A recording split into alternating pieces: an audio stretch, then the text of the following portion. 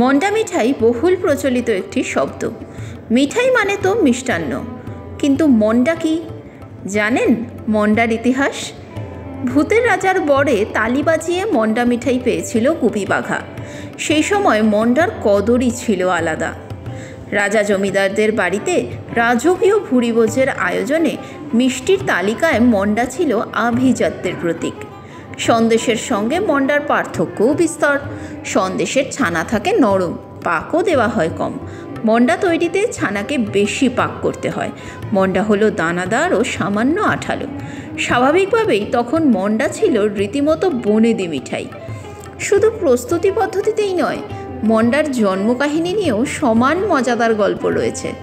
কারো মতে বাংলাদেশের ময়মনসিংহ জেলার মুক্তাগাছা গ্রামের এক ময়রা নাকি স্বপ্নে ওই মিষ্টি আবিষ্কার করেন। আবার কারো মতে মন্ডার আবির্ভাব হয় বাঁকুড়ায়।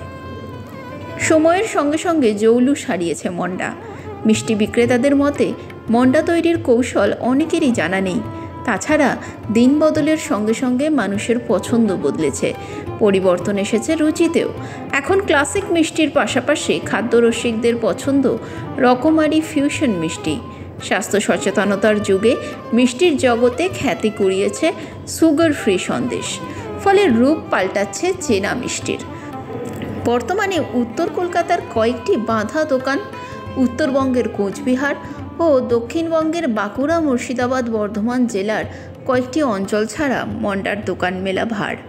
স্বাভাবিকভাবেই মিষ্টির জগৎ থেকে ধীরে ধীরে আবছা হচ্ছে মন্ডার নাম।